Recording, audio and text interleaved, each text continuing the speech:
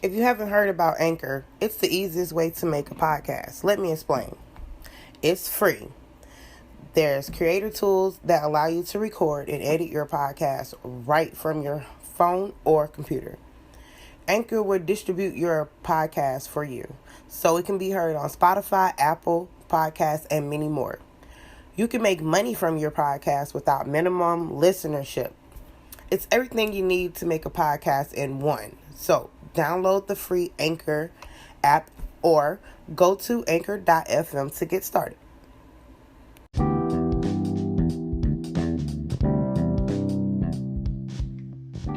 This is a podcast that you want to come to, where we're supporting all women who are going through different things or have gone through different things and want to stop by and encourage and say something that will uplift and inspire another female.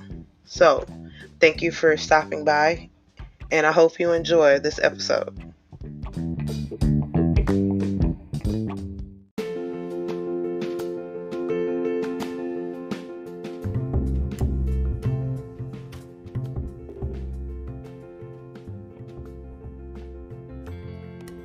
Hello?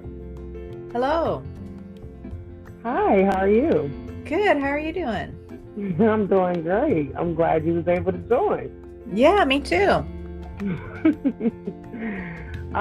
So first off, let me start off with your name. Yeah, this is Sama. Sama Morningstar. All right. Hold on one second. I gotta mute my other mic. Sorry.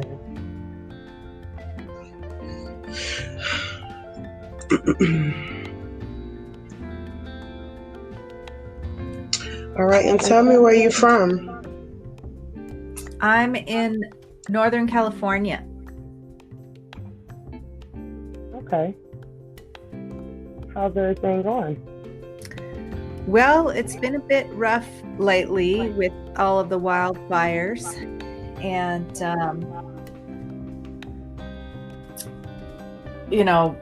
a bunch of different things have happened with the wildfires. That are creating housing insecurity around here, but we're working it out.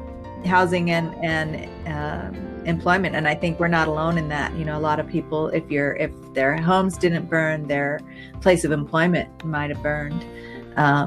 So this is the 5th year in a row that we've been evacuated, and that our places of employment have been evacuated in my family.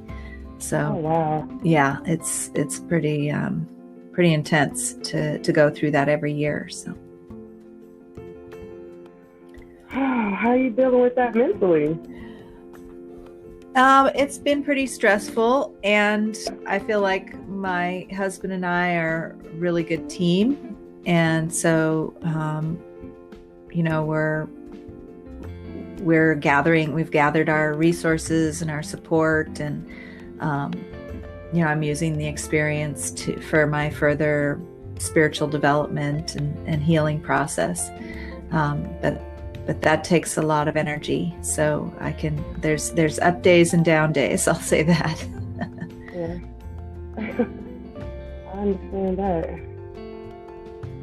So, I want to say thank you for joining me on this podcast today.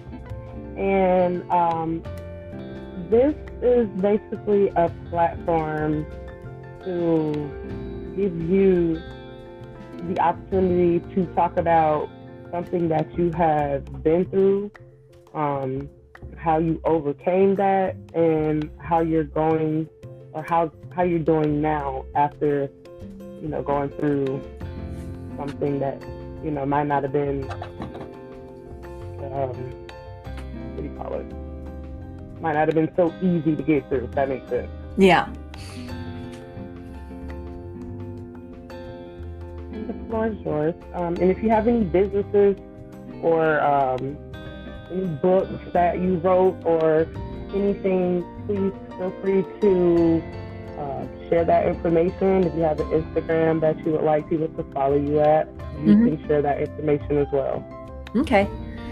Yeah, so I think that that the whole experience with the wildfires is one of the most recent challenges that is an ongoing overcoming, if you will, that has really influenced my life in difficult yet ultimately evolutionary ways.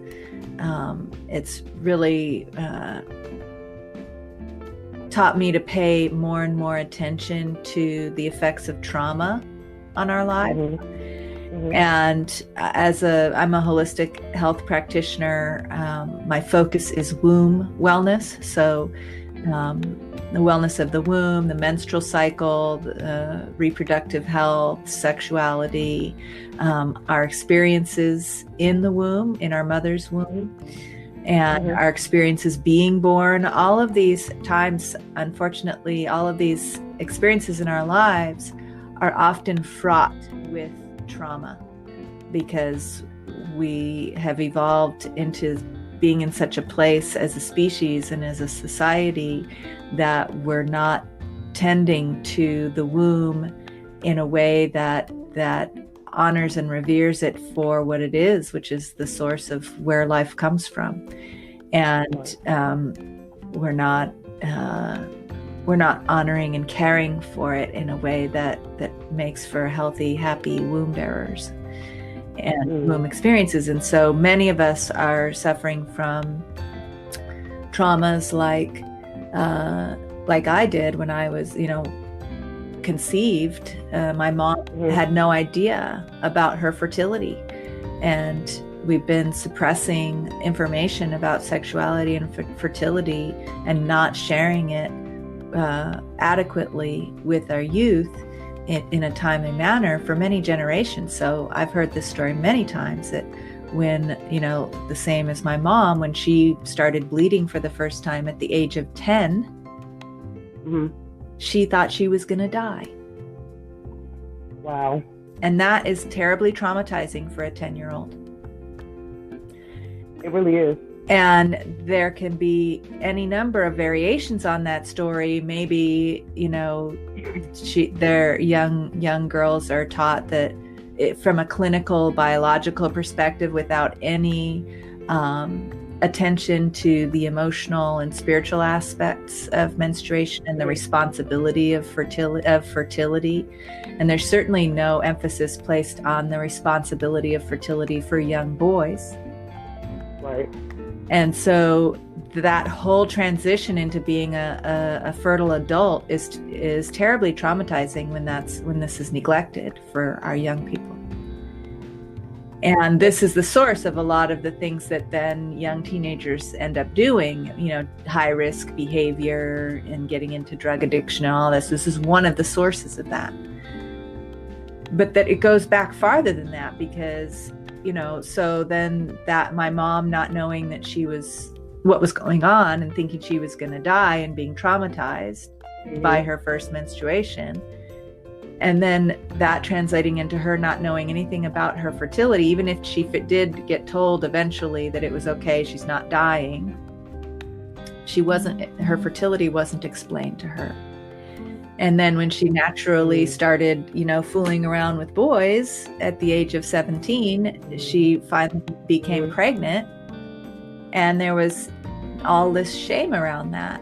And so my first moments as a growing fetus were all about hiding me. She was hiding me and my existence from her parents for fear that they would take her to Mexico for an illegal abortion. Wow. So that is a heavy duty imprint that it's not okay for me to even be alive. Wow. And I was in, a fairly, middle class, well-to-do family that many would consider to be an ideal family. And this is what's going on. And then on top of that, if you have people that are in, other kinds of demographics, then they've got all this other trauma on top of that same thing that is being experienced by that developing fetus. And all of us have that kind of embedded trauma in our DNA, not to mention the trauma that we inherited from our mothers, our grandmothers, our fathers, our grandfathers, that was unresolved. Agree. And so Yep. living through this time of the culmination of our lack of wisdom around how to be in harmony with our ecology and having these fires happening is making me, it's heightening my awareness year after year of the effect of trauma, A, and B, the effect of long-term unresolved trauma. And how that diminishes. So I got to see in my community when the first fire came and destroyed our community 5 years ago, I got to see people who had been focused on some kind of practice or their self-care therapeutic practice that addresses trauma. Those people were able to cope with the trauma of the current situation of having the community destroyed by wildfire much more easily than those who didn't have some kind of trauma-informed self-care therapeutic practice already in their lives. And I got to see that in the community so clearly and make sure that I was upgrading and enhancing and getting the support that I needed for my trauma recovery practice and letting this experience deepen that practice instead of just pile more on top of it that's unresolved. Right. So that's become the focus of my work, is helping people to recognize the origins of what makes it difficult for folks to cope with what's going on in our world today, which is very traumatizing. But if we don't have some kind of practice in place, or if we're not developing some kind of healing practice, then it's just another trauma piled on top of an already traumatized life. And so many people are completely unaware that that's what the source of some of their, challenges are, and why they feel so incapacitated, and why they're struggling with mental illness or health problems or things like that, because we're only just starting to realize as a society and as a species, and professionals in these fields are only just starting to begin to understand how trauma works and how we need to recover from that in order to be healthy, functioning beings. And we're waking up to the fact that the very structure of our society is based on certain people having the right to traumatize and dominate other people. And that's traumatizing for everyone, even the dominators. Yeah, I agree. And that we're all suffering from this collective model of relationship that's based on coercing and traumatizing each other over and over and over again, and just repeating these cycles of trauma. And so my work is about bringing healing to the source of that trauma, which is, how do we relate to the womb? How do we relate to life, the basic building blocks of life? How do we relate to the feminine? How do we relate to the earth and to nature? How do we relate to ourselves? Are we relating in a domination way? Like I hear so many people talking about, they want to control their body, mind over matter, mind over body, and make their body do what they want it to do. Instead of... Do you think that's possible? I think it's definitely possible. I don't think it's healthy or beneficial, because that's just another domination model, and it disregards the intrinsic wisdom of the body. People talk that way about their emotions as well. And that just disregards that automatically assumes that the body is the enemy, or the emotions are the enemy, and don't have any intrinsic wisdom. So you're disregarding and eliminating that intrinsic wisdom from your life by saying that your logical thinking mind knows better.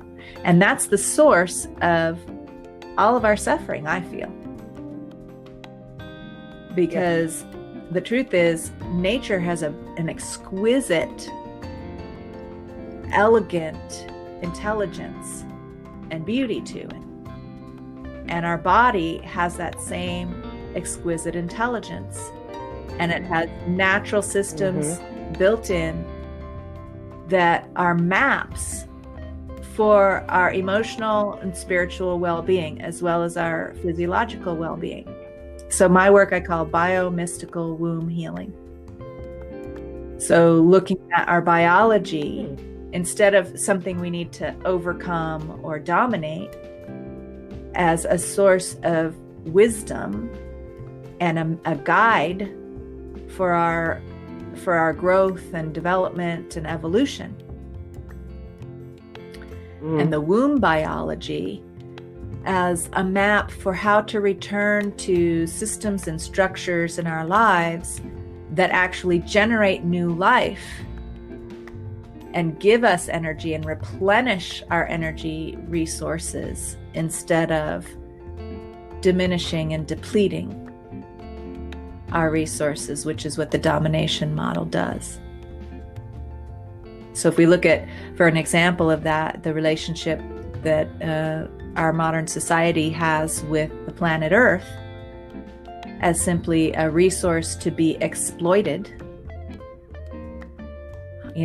mining for substances, getting the maximum yield of crops as possible, using chemicals to enhance the yield of the crops, genetically modifying things to make better yields and, exempt it from the natural processes of the ecosystem of those plants that are animals that might be, sort of extracted from an ecological system into an artificially produced environment. It just when you try to extract from that natural ecosystem, the ways that life regenerates and replenishes itself are thwarted and diminished, and so it becomes more and more depleted. And I tell my students all the time. I talk about I use a lot of herbs to replenish the body and to give the body the nutrients that it needs. And we need to be, receiving that new nourishment from herbs more and more, because our agricultural practices have depleted the nutrients in the soils so much that if you took even the highest quality fresh fruits and vegetables and animal products that we have available right now and compared the nutrient content with what was available 50 years ago, there's just a huge drop and depletion of nutrient content in our foods, even the highest quality fresh foods. And then most people today are on top of that, they're eating, processed foods where the nutrients have even been stripped even more. So like, stripping bleaching the flour, for example, and stripping the bran from the wheat, for example. Most of the nutrient contents is in the bran of the wheat. And so you're stripping the nutrients away even more to just get that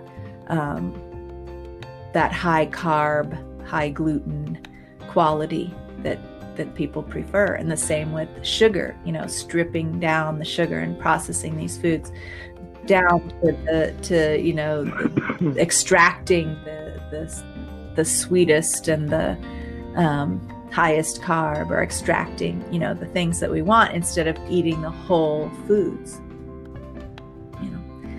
And so that whole process of extraction out of the natural cycles of life is depleting us. And it's creating this, it's this low grade, but in some places like here where there's wildfires, it can be high grade given the time of year and if there's a fire going on nearby. But it's this constant sense of we're not going to get what we need, a constant starvation, of constant depletion. because our systems do not regenerate life and don't replenish life. And they're designed for the luxurious wealth of a very, very few people at the expense of everyone and everything else on the planet.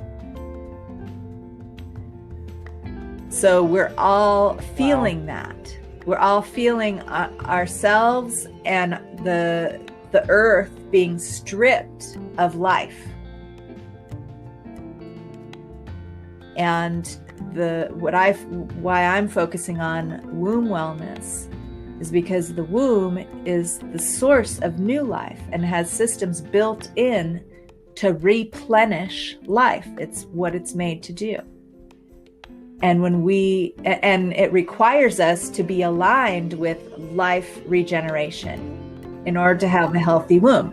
So all these symptoms that a lot of womb bearers have of painful, difficult menstrual cycles, inability to conceive, infertility issues, or struggles with childbirth itself, or, struggles with menopause or perimenopause, all of these kinds of symptoms and major hormonal imbalances and all of that, the womb is crying out and saying our lifestyle does not support life. The systems and structures that we're living in do not support life and the regeneration of life. And therefore, the womb is crying out. Now, somebody who's trying to dominate their body and make it do what they want it to do, which is what a lot of doctors are doing. They offer, here, let's just cut it out. Let's cut your womb out. It's causing you. It's the problem. The womb is the problem. But the womb is just the messenger that's saying the foods you're eating don't work. The way that you're living your life isn't working. These systems have to change in order to be healthy. And that's what I offer is in my work is, okay, what systems in your life need to change? What systems in the world need to change? How can we replenish ourselves enough to be able to actively participate in changing these systems in the world? So social activism is a big part of my work as well, because until we get out from underneath the thumb of exploitive capitalism, it's going to be, if whatever we're doing to make ourselves feel good within exploitive capitalism is just serving the luxurious wealth of the very few and perpetuating the system of exploitation of the many and the earth.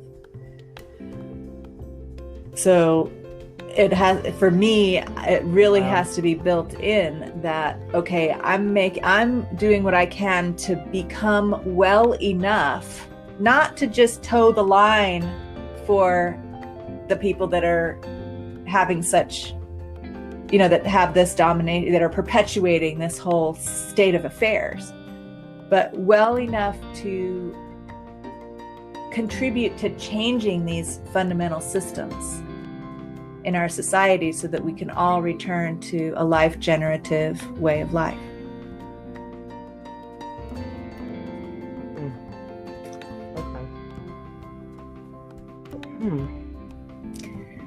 That was deep. Because a lot of times we don't think about stuff like that in our everyday living. We just go and do different things, and we don't take time out to think about stuff like that. You touched a lot of places that makes me think, like, for example, with the trauma, if we don't get to the source of the trauma and try to heal from that, when there's other stuff that's being piled on top of it, it's just, it keeps us from being able to move forward or to grow. Exactly. Well, that's how I look at it. As far as with the trauma, it makes it hard for us to grow. It makes it hard for us to be able to enjoy life because we have so much trauma built on top of trauma on top of trauma, and we're not healing from the first trauma that ever happened to us. So, excuse me, that took a lot. And then the womb, we as women, we do not. A lot of times we don't take good care of it. We really don't take good care of it. Yeah, we have not been taught how to take good care of it. And something that what you said made me think about, like, how they wanted to put, they're so quick to put you on birth control. And like birth control, even though I understand the purpose of birth control, but they don't tell you about the damage that it could do to you on the other side of it. You know what I mean? Like, certain birth controls can mess up your reproduction system and stop you from being able to have kids. Different kind of things that happen. This is stuff that they are not. And it's not just we're not taught. It's not just your reproductive system; it's your overall health. They don't talk about how birth control pills make you more susceptible to breast cancer later on in life, and all kinds of other health problems that happen later on in life, migraine headaches, and all kinds of other imbalances, and people talk about fertility as the ultimate job of the womb, which it kind of is, but it's also built into your whole overall system of health and well-being. And we need to talk about women's health and well-being, womb bearers' health and well-being, and the womb as a vital sign that tells you important and detailed information about your health and well-being. So it's like your heart and your heart rate, right? And the blood pressure. These are vital signs that we're familiar with, right? So say your heart rate and your blood pressure is telling you something's wrong with your heart. Do you just take a drug to stop it from beating? They want you to. They want you to, though, but no, that's not. If they could get you to take a drug to stop you from, if you could take a drug to stop your heart from beating, and still live, just like you can with the womb, then maybe they would do that. But it's not solving the underlying issue, which is something in your diet, something in your lifestyle is problematic. And luckily, the heart, you can't stop it from beating with that and stay alive. So luckily, you have to pay more attention to that, and more doctors, especially since, so many men have heart issues. And just mentioning that, just want to mention to clarify why I say that is because it wasn't until the 1990s that female subjects were even used in medical research for basic studies about, basic for medical studies. They were deliberately excluded because it would change the results. Because having a womb, it's different. You have to understand the womb and how the whole endocrine system is different for womb bearers. So, but then all these drugs and procedures were developed based on male-only subjects, and then prescribed to women, prescribed to womb bearers, even though they were deliberately excluded because it would be a different result. Up until the 1990s. Right. That's crazy. And then, the whole, if you want to really have your eyes open, I highly recommend looking up the history of the modern day gynecology and the person who's considered to be the father of Western gynecology right now. I won't get into it today, but it's pretty traumatizing. It's traumatizing. Okay, especially for people of African descent. Oh my goodness. Okay. So a lot, and that's another topic to bring into about a lot of medical research and the whole exploitation of people of African descent in this country being at the foundation of a lot of a lot of the medical procedures and drugs that we have available today are on the backs and bodies of people of African descent. And so that's what that whole approach is intrinsic to the systems that we have in place today. And our wombs are crying out and saying, this is not right. and on not only on a physiological level, but on an emotional level and on a spiritual level. We need something different. And so getting the womb to shut up by tricking it into thinking it's pregnant with artificial hormones, that's what the birth control pill does. It gives an artificial hormone that tricks the womb into thinking it's pregnant. Right. Okay, is that the kind of healing you want? If you're crying out, something's wrong, something's wrong, something's wrong. Oh, here, let me lie to you and make you think everything's okay, and direct your attention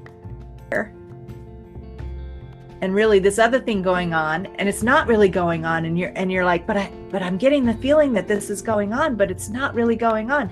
But I have to put all my energy in here because that's how I'm built. And you're putting your energy, the poor womb is putting its energy into something that's not really happening. So that sets up this foundation of confusion and deception inside the person's body, where it's totally unnecessary. Because we can learn about our fertility and know the exact days when we're in danger of becoming pregnant if we don't want to be pregnant. And we could learn about that and figure that out and just make choices about that, around that. And we can heal the imbalances in our lives. And that's what my work is about, is helping women to look at their lives and say, okay, let me eliminate these and these foods.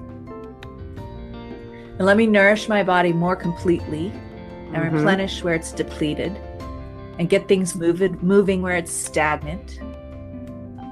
And let me implement these self-care practices into my life, and let me start to reorganize my life so that I'm not just this, automaton in service of the exploiters, but instead I'm feeling a sense of soul purpose and participating in the replenishment of our species and our planet, which is what we all long for at a core cellular level, is to be involved in a healthy cycle of life.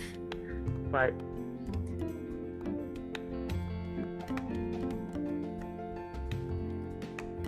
Wow.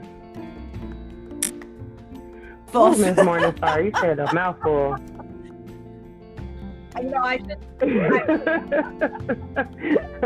You did. And it's funny that you said that. I'm glad that you said all of that you said, because I don't like medication. I don't like taking pills. I've had to deal with high blood pressure, and as a result of dealing with high blood pressure, I've had to understand, okay, there's certain things you're not supposed to eat, there's certain activities you need to partake in. And I told them I don't want to be on pills. Like, get a low dosage. No, I don't want it. And a lot of people are saying I'm crazy about it, but I'm like, for me, when you take one medication, it offsets something else, and then you got to take another medication. They prescribe you another pill to take for this, and then that messes with something else, and then you got to take another pill for this. I don't want to be a guinea pig. I refuse to be a person that is on all these medications. So I've had to learn how to rethink things, rethink how to eat, rethink how to, I go exercise, be active, certain foods, certain stuff you can't drink. Like, I've learned how to do that, and I've been able to maintain my blood pressure. And I've been dealing with my blood pressure for at least 5 or 6 years. Yeah.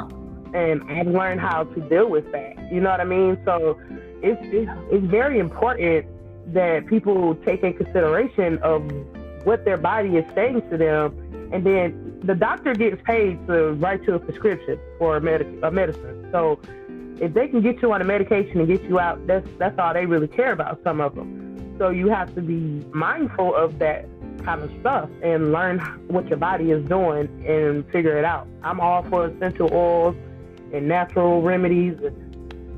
That's my thing. Yeah. I prefer that way versus going to take a whole bunch of medication. Medical traditions that have a much more long-standing tradition than our Western medical practice, that understand the systems of the body way better and have intact long-term understandings of health and well-being that are intact, that go back thousands and thousands of years before our modern medical science was developed.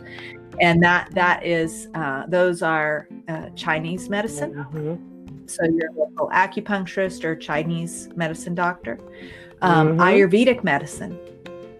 So your local Ayurvedic doctor. You don't even have to get a local one now. Many of these practitioners are practicing online now, and they can give you recommendations for dietary changes, lifestyle changes, and give you herbal and dietary supplements to help with bringing things back into balance. And these, I talk to people all the time who have things going on with the womb. These are traditions that have an intact approach to listening to the symptoms of the womb as a vital sign about the overall health and well-being of the individual, and incorporating that into the assessment of what's going on for the individual, and addressing the imbalance of the womb as an important aspect of helping that individual regain health and well-being. Whereas most medical doctors and even the gynecologists, you go and you tell them about this menstrual symptom or that menstrual symptom, and they don't have anything to offer you except the pill or a hysterectomy. Whereas these other approaches, these holistic healing approaches, say, let's look at what's going on in your life, what dietary changes you can make. Another tradition that's starting to evolve out of the modern medical tradition is naturopathic doctors, which is reclaiming the traditions of herbalism from the European lineages and international lineages of herbal medicine that actually got that were actually, they're no longer really very intact, because suppressing that wisdom and demolishing that wisdom was a central tactic to get exploitive capitalism going in European cultures. So back in the times of the Romans, and the witch burnings in Europe, and then continued on in the United States, and colonialism, that it was all about thwarting and demolishing and annihilating any kind of indigenous culture that was in harmony with the local ecosystem, centered on dismantling feminine wisdom of herbalism and healing and medicine. That's why the witches were burned. Because when the women in the community are healthy and well, that community is strong and cannot be exploited. So that's why the women were targeted, to dismantle the community's connection with the land and connection to each other and healthy partnership relationships. Because there was resistance, let me tell you. People did not want land to be owned by the wealthy few so they could exploit everyone else. People held land in common, just like in indigenous cultures all around the world, the Native American and the African cultures, that land was not something any individual could own. It's something that everybody had a relationship with and was nourished by and nourished in return. But somebody got this idea somewhere saying, okay, we're going to say that we own this land and everybody's in servitude to us. And we're going to enslave our fellow human beings. And we're going to do that by dismantling any, connection to intrinsic sources of power that they have. And we're going to do that by shaming menstruation. We're going to do that by dismantling women's power. We're going to do that by persecuting women and making them look like and feel like, making them look like the devil. And associating them with evil. And it was all of that was in service to exploitive capitalism and colonialism. And slavery all around the world.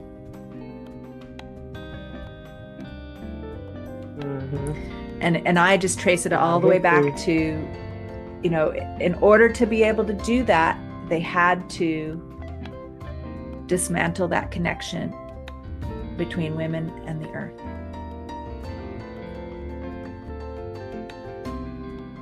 Because it's such a power. When we connect to our own inner power through the womb, and we connect to the ecology and the wisdom of the earth through the womb,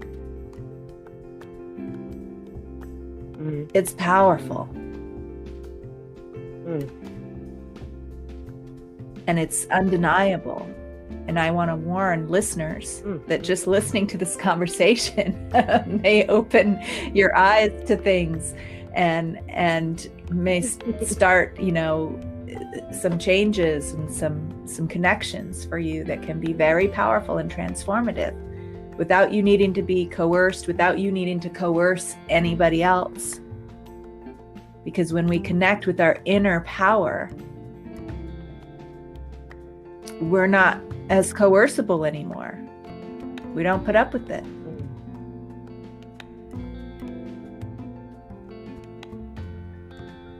Wow. That was deep. That was deep. Opened up my eyes. It really opened up my eyes. I'm going to be researching and trying to learn some more, because that opened up my eyes a lot. Really. Well, you're welcome. I really appreciate being able that. to come on here and share with you. And I'll just mention, because probably time for us to wrap up here, I'll be going. And I just want to mention that if folks want to learn more about my work, I have a book coming out. It's called Herbal Womb Wellness. And it's available for pre-order on Indiegogo right now. So you can go to Indiegogo.com and look for Herbal Womb Wellness Workbook. And it's a workbook. So it's not just a book that you read and kind of contemplate. It's a book that you read, and then the next page is a journal page where you write down how you feel about what you read. And then the next page is a planning page where you tick off the checklist and say, okay, this and this and this is going on for me. I need to take this and this and this action. And then the next page, then in the back of the book, there's a whole diary planning pages for 3 months of okay, I'm going to do this on that day and I'm going to do that on this day to get things going. So, wow. Yeah. Thank you so much, Miss Morningstar. I greatly appreciate that. If you could leave us with one message, you gave us a message. You gave us a message. But if you could leave something,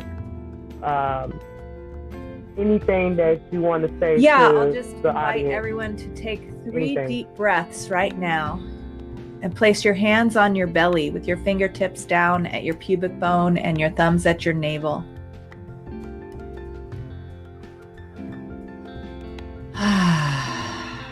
Just letting yourself relax with each exhale.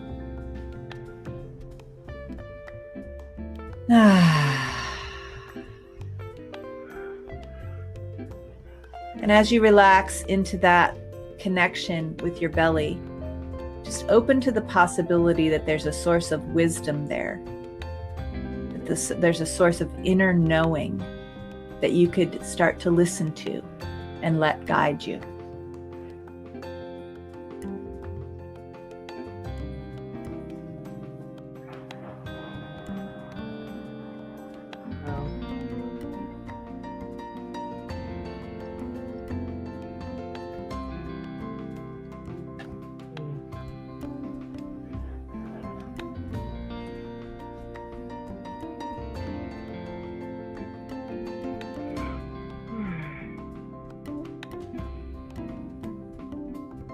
That was beautiful. That was really beautiful. All right, Miss Morningstar, I'm going to go ahead and end this one, but I will definitely love to have you back one day if you want to. You're always welcome to come through and share some wisdom. You dropped a nugget on us today, and that was very powerful. I hope that this podcast helps someone out. Also, you can reach out to Miss Morningstar and make sure you order her book. It's for pre-order. And again, thank you. And I hope that you have a wonderful Thursday. And keep pushing. All right, thank you. Keep giving us this wisdom. Thanks for having me on. All right. Yes, ma'am. Bye-bye.